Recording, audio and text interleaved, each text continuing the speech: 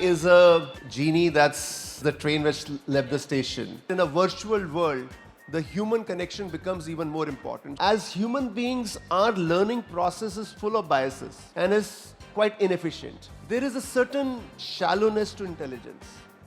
It is about things that you can just see.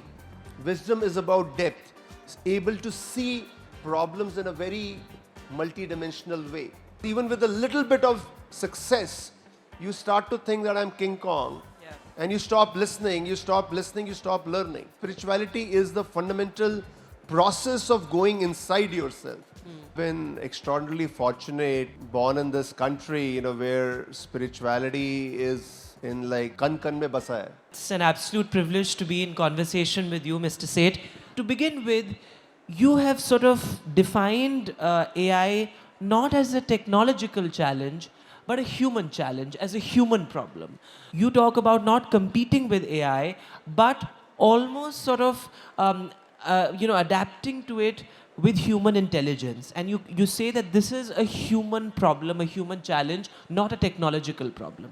So what's happening with AI, and which really got me to write this book, is that AI is, in a sense, becoming more human than humans. Humans are becoming more machine-like. And that really is, to me, the fundamental challenge. Now, AI is a genie that's the train which left the station. There are a couple of things about AI, why it will keep on becoming stronger. The first is that it has absorbed the data of the world. And the second is that it is continuously improving. So all these doomsday conversations around AI, you can't do much about it because it is going to happen. Now, the question really is that how do we as humans adapt? I call it an inflection point in our journey. And as humans, we have faced many inflection points. There was fire, there was wheel, there was electricity, printing press, and so on. Each one of them were big inflection points, and we as humans use those inflection points to move up. But what I worry about now is that the early man was a very resourceful and resilient type of a species. The centuries of industrialization and the comfort it has brought has made us a little lazy. And with AI, that's kind of moving more in that direction because a lot of our cognitive skills, which is the heart of who we are, problem solving, creativity, we are becoming very dependent on the machine. And that's what I worry about. If we are able to play at our full potential, I think we will use AI as a way of kind of taking the next leap. But it requires an effort. Our natural instincts, human instincts, I think have got a little subdued. I think that's a very interesting point you make. And building on that, you talked about how competing with AI or competing on machine terms is not going to be of any use. You talk about winning with very human qualities. And I think that's very rare for a business/tech book because you are essentially inviting readers to return to human qualities. You are asking humans to become more human to actually win the AI race. Yeah, absolutely. I think, I'm a big believer in the human potential. If you see research, there are different numbers that we are perhaps operating at 5 to 20% of our potential. We are nowhere, maxing ourselves. I think AI is going to require us to move closer to that 20% or more. Let me give you, more practical, view of that. So in the short term, now AI is impacting almost every job or process out there. But equally, AI is not giving the full answer. Yeah. So there is a big difference between the hype and the reality of AI implementations. That gap is typically what I would call context.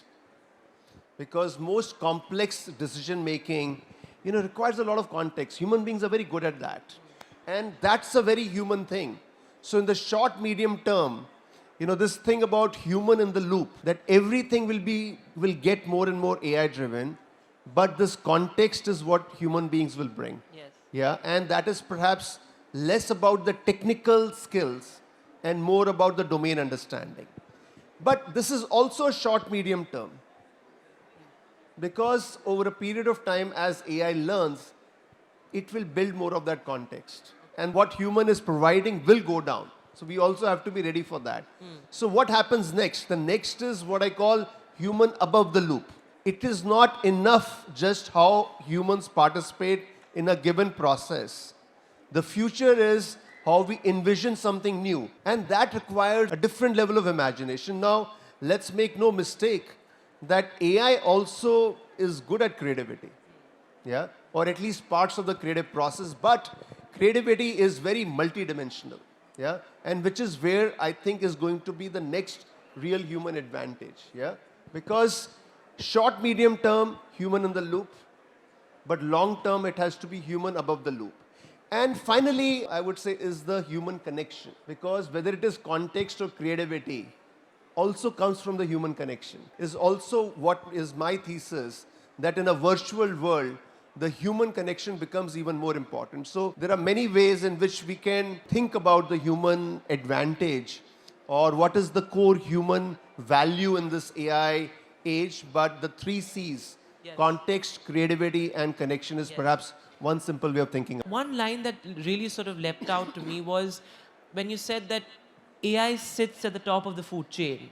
So while you talk about human values that can help us sort of compete with AI or help us become more receptive to AI, you also in a sense talk about certain human instincts and values that are holding us back. Why do you say AI is sitting at the top of the food chain? What are those core values that are actually holding us back? See, how AI is different from previous technologies is that it is able to drive a lot of the cognitive tasks. So far, the flow of technology has been that there is the creator, we are the creator, and we are setting the rules, and then technology works with those rules. While it could be super powerful. Now, how AI is different is that it's not driven by rules, it's driven by patterns. So the fundamental logic of problem solving, that it's input, there is a model and there is output. The model has some rules. With AI, it's not rules, it is patterns. So Yes. it is based on the output, it is assimilating those patterns, and from those patterns,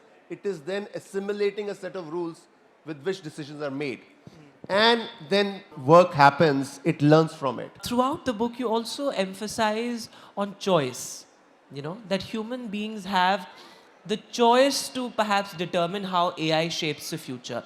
How much of that choice is real and how much of it is an illusion? At this point, I think we have fair amount of choice. You see, we have to understand that a lot of this progress in AI, research in AI, is driven by a great desire to reach AGI or approximate human intelligence. Now, my own view is that we are far from that, because the nature of technology is that technology works very well with specifics, not with general abstract situations. Well, it's difficult to say whether we are 20 years or 50 years away from that, but AI is very, very good with specific tasks, not very good with abstract tasks. So I think at this point, we can still frame it. If it gets much further down the path, where we are approximating AGI, then I think it may reach a point, where it is out of our control.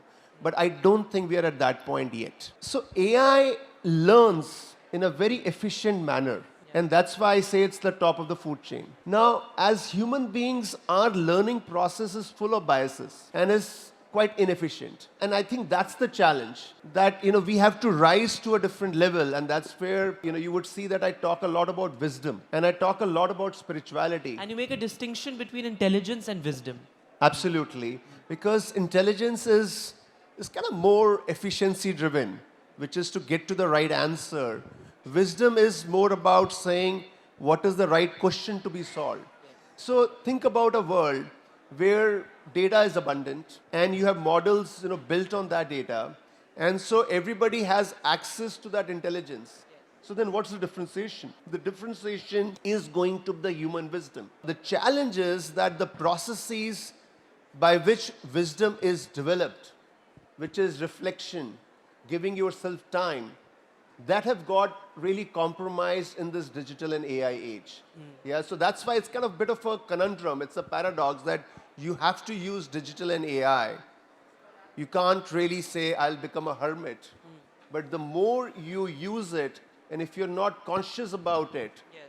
what is actually going to be your source of competitive advantage, which is your wisdom, is going to get compromised. Talk to us a little bit about wisdom is a very, I think perhaps the most compelling theme in your book, because you talk about how wisdom is so capacious. You know, it's more than most things we know, and that can really help us navigate the AI age. So talk to us a little bit about wisdom and how it can be cultivated, and can AI cultivate it then too, or can it be cultivated in within the realms of AI as well? The difference between wisdom and intelligence, and being in the business world and having started my career in McKinsey and spent a significant time there, I've seen it very, very close.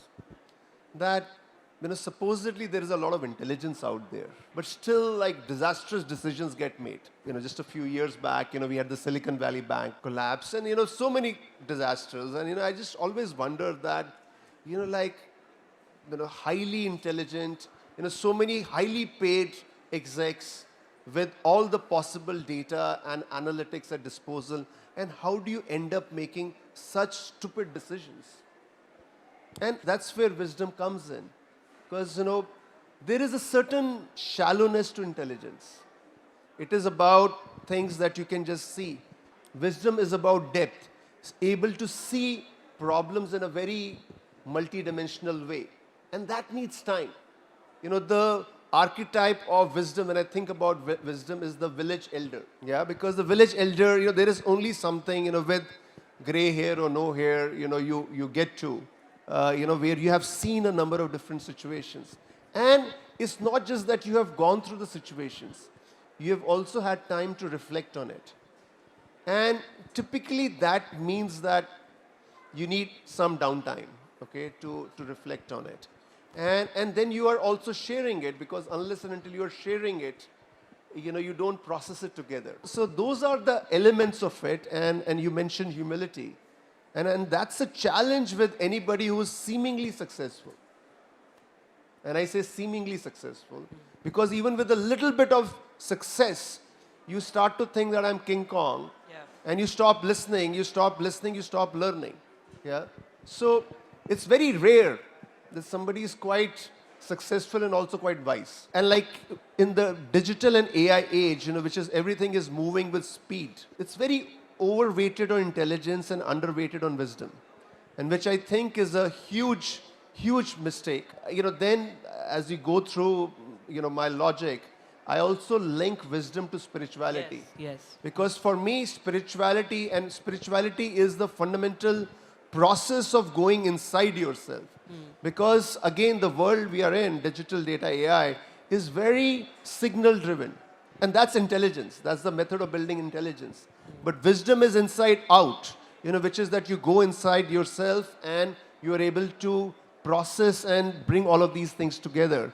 And so at least for me, meditation is that method. Do our leaders need to move away from the traditional KPIs and think about human values, think more about things like purpose, things like intention, the law of karma also you mentioned at some point in your book. So is there a sense that to be able to navigate this age, we need to move away from the traditional KPIs, our leaders? I think a lot about it, because I also run a company. Yes. So I do have, a pressure of delivering performance.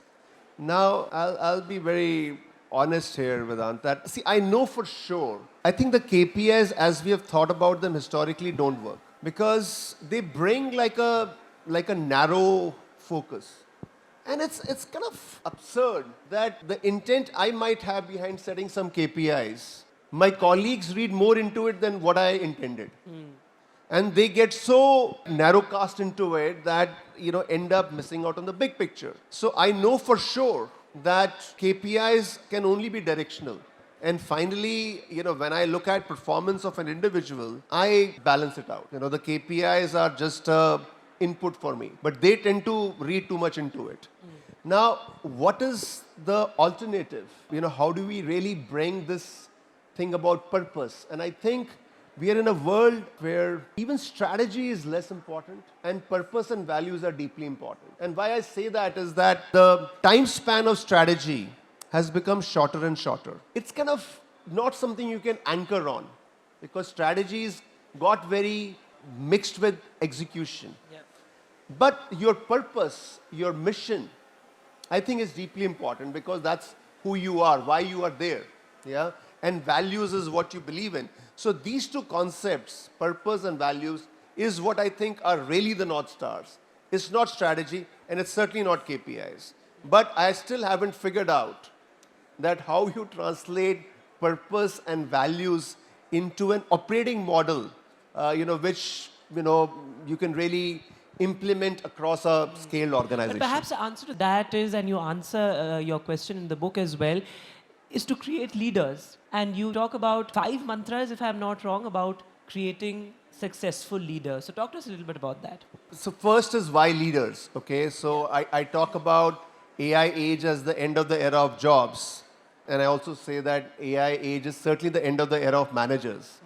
And it kind of gets to the KPIs point in a sense. Yeah, and the era of entrepreneurs, you say. Yeah, because so little of what is to be done is defined. It is a lot more ambiguous. So you need leaders, who will kind of figure that out. Now, when I speak about leaders, I speak about 5 C's. Yes. Yeah, so, and the 5 C's, the first is cause. That leaders are, it's not about, I make a difference between the leader as a noun and leading as a verb. Because to me, leading, the verb is a lot more important than the individual. Yeah, and it is the cause, which really is the heart of leading. And what I've seen through my own experience, growing up, I was like a shy introvert. And then I went to engineering college and I had an opportunity of leading my hostel, becoming the sports secretary, and that just unlocked something. It was a cause, yeah? And that kind of released a certain energy. So cause is very important. Yeah. The second is care. That leading is not about yourself, leading is about others. Giving before getting is what you say. Yeah, giving before getting. Then other C is character. That its leading is like this glass mirror, which if once broken, cannot be repaired, and that's character. And is communication. That a leader has to tell his story himself or herself, and that's why communication is so important. Of course, we're talking about reinventing leadership. Let's also segue into this entire conversation about jobs. Of course, you talk about how, by 2040, more than half the jobs could vanish, and how it's a sort of a real problem. You have enough data that suggests that. But, and of course, you say that this is an end of the era of jobs and the beginning of the era of entrepreneurship. But there is a sense that you want this transition to be equitable and not disruptive. Talk to us about this idea of, while we acknowledge the fact that by 2040 half the jobs could vanish, we want this transition to be equitable. See, I don't think it's that we want. Yeah, we want it to be equitable. It's not about like a capitalist or socialist view of the world. It is simply that the fundamental nature of digital data AI, these technologies, is that they are democratizing. And it's an opportunity for many that whether you're sitting in Boston or San Francisco, or you're sitting in Bhatinda in Punjab or Navsari in Gujarat or Kurnool district, you have access to the same content now. Yep. You have access to the same tools now. The human potential, the human intelligence is equally there. So isn't that a natural thing? Isn't that the natural human thing that flowers should bloom everywhere? There is another view that here in AI, we should also make a distinction between the infrastructure and application layers. And we were talking earlier as well that why I'm a big advocate of focus on the application layer, especially for Bharat, especially for India. See, infrastructure layer today is very capital and technology intensive. Yeah. See, that is a game for big tech. If we go down that path, then AI is going to be owned by a few, and rest are minions. And maybe a few will generate disproportionate value, Maybe governments are going to have some kind of a social subsidy structure. Yeah. But what a terrible view of the world. Yeah. Few people will earn in trillions, not billions. Governments will tax them, make crumbs available to minions where AI is doing all of their work and they are sitting on the couch and watching Netflix series. Yeah. Isn't that like an absolutely terrible view of the world? Yeah. Versus a view with AI, every industry is going to get disrupted, Vedant. And you know it, including your industry, the whole news media industry, and you are part of that. And with that, a lot of the large enterprises will find it tough to make that transition. This is an opportunity for hundreds of thousands, if not millions of entrepreneurs. Yeah. Yeah, and I've been trying to give this slogan of Har Ghar Vyapar. We need an AI entrepreneur everywhere, every family. And I've seen it for myself, Vedant, that being an entrepreneur is perhaps the best journey you can be on in terms of realizing your human potential. And isn't that an amazing thing that lots and lots of people are trying to realize their human potential? And the output you will have as a society, as an economy, is going to be a multiplier versus a few trying to extract all that value. So multiple reasons why I think this is a good idea. But it is a lot of effort. It's a lot of effort because that's not the mindset. That's not the skill set.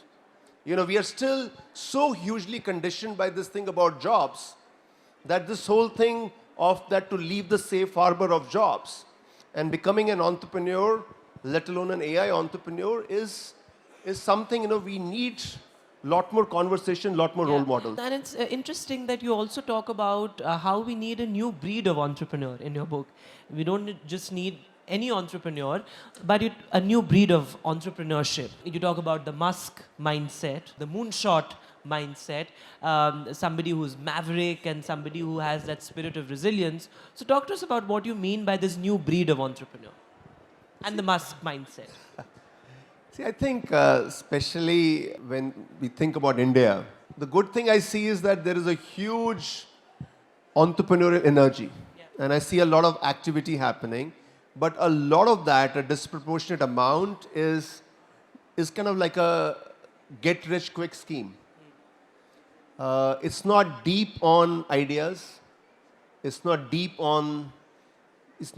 anchored on problems to be solved. It is, that, okay, this seems to be something which has worked in the US, and how quickly can I copy it here? And if we really have to move from becoming a services nation, which is what we are today. See, services has been a very valuable business model for us as a country. Yeah. It has probably been the single biggest thing we have done well over the last 20, 30 years. So, and I run a services firm, so we should all be very respectful to that model. But it did not really require a lot of curiosity. It did not really require a lot of innovation. Questioning also. It did not require questioning. It was very aligned with the way British left us. Good in English, good at completing your task. Yeah. So, very order, fulfillment driven. But the next opportunity in the AI age is to become a product nation. And that's very different. That needs independent thinking. That needs deep questioning. That needs much more of risk-taking, taking a longer-term view. It's, again, the constraint today I see is not capital. It is not capital, but it is a mindset. Yeah. Because, we have got addicted to a certain, very easy kind of way. And that's, I think, the question for us and the much bigger challenge that how do we make that mindset change happen? That's absolutely fascinating because you also talk about problem solving in your book and sort of really complicating things for, complicating problems and deep questioning. But you talked about changing that mindset. And one thing that has really been a huge driving force or a huge inflection point, as it were, in your life has been your journey in mindfulness and spirituality. Talk to us a little bit about that, because you say that it changed you completely, and also it gave you a sense of purpose, and it gives you a sense of dharma, where you think that you have this sense of purpose every day, that you're changing something every day. So talk to us a little bit about that, your journey in spirituality, mindfulness, how you practice that. There are some lovely pictures of yours in the book at the Art of Living retreat as well. So talk to us about that journey, a very personal aspect, but also something that has deeply changed you and how you look at look at your work as well. I think I've been extraordinarily fortunate, born in this country, where spirituality is in like kan kan mein basa hai. Yeah. Is in the essence of this land. So I don't think it is something that happened to me and then it changed my life. I think it has been a very intrinsic part of my life right from beginning. I think the first significant book I remember reading, maybe in grade 4 or grade 5, was the collected works of Swami Vivekananda, Yes. which I think had a very deep imprint on me. I think, well, when I went to IIT Delhi, the book that my sister gave me was the Bhagavad Gita. So it's been, and I first learned meditation when I was maybe 14 years old. Yes. So I've been very fortunate that spiritual practices have been part of my life right from beginning, maybe 40 plus years. Of course, at different stages of my life, in any journey, there are triggers. One very big trigger for me was that I left McKinsey, did a startup, my first startup, Active Karma, which was a huge disaster. Yep. And that was the first time I probably faced failure in my life. And that's when, while I'd been doing meditation for a long time, I started, I did Art of Living, and it really, really helped me. And, it's been a very constant part of my life. You spoke about, I think early on, about silence and so on. So I go for at least one silence retreat every year. Yes. Most times, once in 6 months. And, it's kind of, if you have to work a lot, you need a lot of rest as well. If you have to talk a lot, you need a lot of silence as well. Yes. So it's been a very, very fundamental part of my thought process, what I do, not just at a philosophical level, but also at a practical level. Yes, If I have and to- talk to us about that, because I think that will be very useful for people here as well. Because you talk about how it has changed you as an entrepreneur, as a leader, given you better decision making capabilities. So, this aspect of your life has actually had a direct bearing on your work as well, and on the practical aspects of your life. Before any meeting, any important client meeting, or if I have to give a presentation, I would typically, shut myself and meditate for 20 minutes. And complex conversations and whatever, as I meditate, the noise kind of settles down, and, I have clarity. So, it was interesting. I was at the Jaipur Literature Festival yesterday, and there were like 4 panelists. So, before the thing, everybody went and started to kind of, scribble notes, and I sat in meditation for 20 minutes. So that's been my method, that I've found meditation to just, bring that clarity. When clarity is there, the decision making is so much better. But I don't think it's just in that tactical sense. It is also how one looks at life. I'm here. Why am I here? Is it to promote my book? I don't need to do that. It is because, I feel a sense of purpose. I feel that I have to contribute. I feel that I was fortunate enough that I had a set of experiences and I have gained some knowledge. I have to give it back. I have to give it back for some good, for a good for my country. And I think that also comes from that spiritual basis. Because, when you are on that path, you realize that you are just a speck in the vast ocean of infinity. Yeah, and it is but that speck is also important, and we have a purpose, and we have a purpose to contribute back. And I think that is very important. And in the age of AI, I think in many, many ways, if we, I talk about these 8 dimensions, Yeah. in many ways, across those 8 dimensions, whether it is wisdom, which you started with, which is your favorite in problem solving, or, leadership, many of those aspects, if you think about it, for me, the core anchor is spirituality. And I think, the sense that one gets from your book also is that while AI has the capability to sort of pass human beings in all cognitive domains, that meaning is ultimately the only human monopoly. Would you agree? In a broad sense, yes, Vedant, but meaning also then has many manifestations. Meaning gets reflected in imagination, in direction, in vision. I think those are, meaning is the source, but all of these manifestations are very important because, again, one of the most important messages I want people to take away, I think that message has not gone through yet because I've also, realized it over the last quarter. It's maybe not explicit in the book either. Is the human in the loop and human above the loop. Because see, everybody's talking about co-intelligence and everybody's talking about the human in the loop. But we have to understand that the human in the loop is also time bound. If it is only human in the loop, the horizon of that is not more than 5 to 10 years. So it has to be human above the loop. And for human above the loop, it's a very different level of imagination that we need to cultivate. Now, that imagination will come from purpose. But that imagination is also about an expanded consciousness. We are able to see things in a bigger picture, where again, spirituality has a role to play. But, I would really like, the audience and through this conversation also, the notion that, yes, short, medium term is human in the loop, where purpose and meaning play an important role. But the longer term is human above the loop, where it has to be a very different level of imagination. Right now, we are participating in the AI process, but we have to perhaps be ahead of the curve. And you talk about, and there's a very interesting line in the book where you say AI is becoming more human than humans. And I think to stay ahead of the curve, and that's, I think, one big takeaway from your book, to stay ahead of the curve, you need to become more human. Humans need to become more humans to be able to stay ahead of the curve. And I think, as we end the session also, one big idea in your book is a lot of people talk about the impact of AI as economic and the loss of jobs, etc.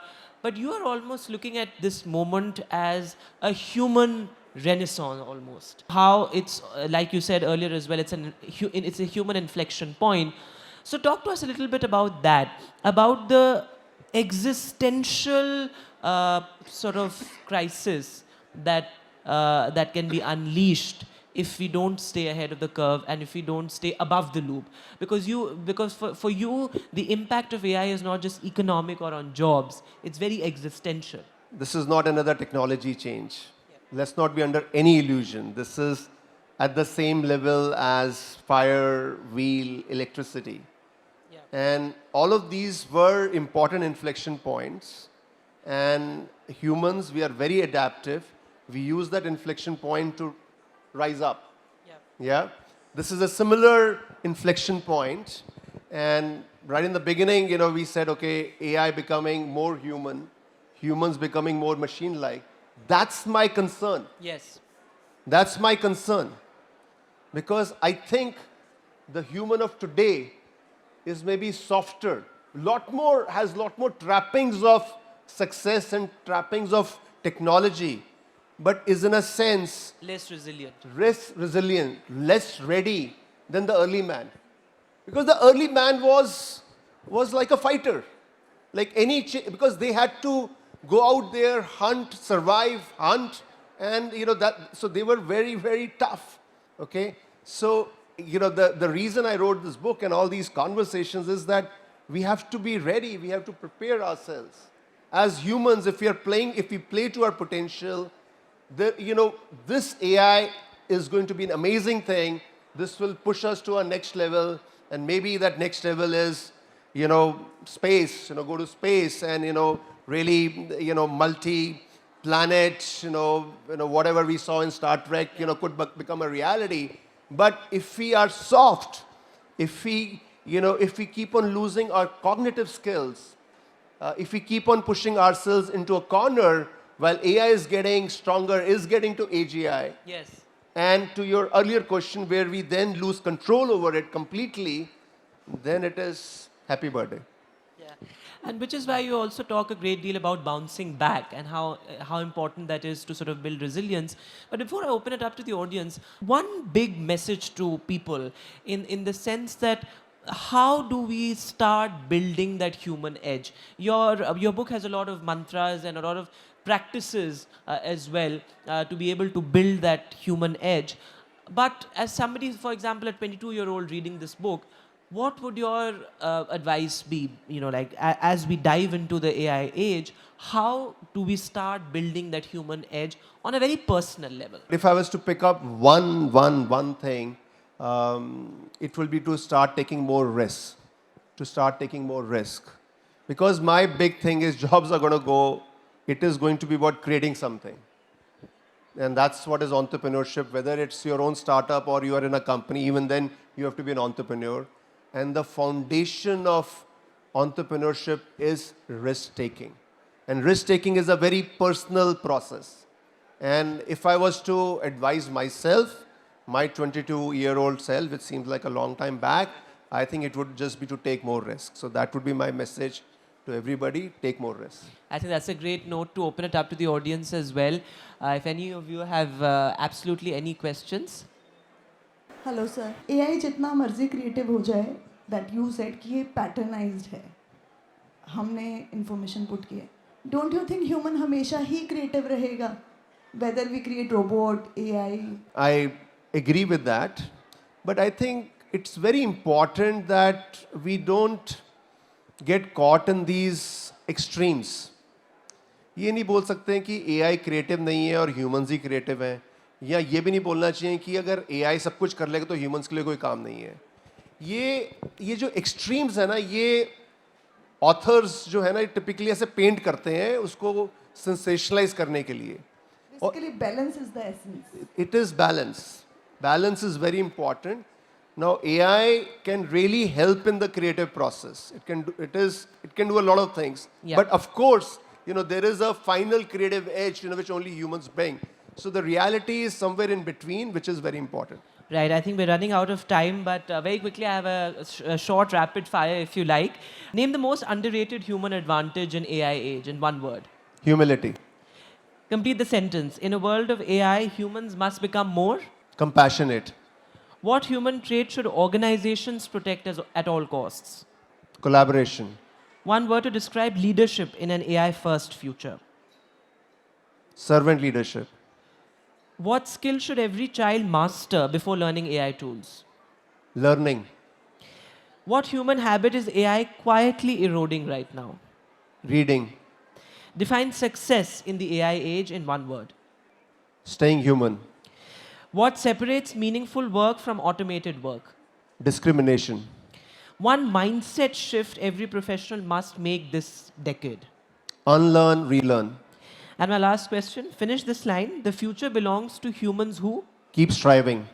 I think that's a great note to end the session on. Thanks very much, Mr. Nitin Seth. Always a pleasure talking to you. Thank you. Thank you, Vedant. You can clap a bit louder for Vedant.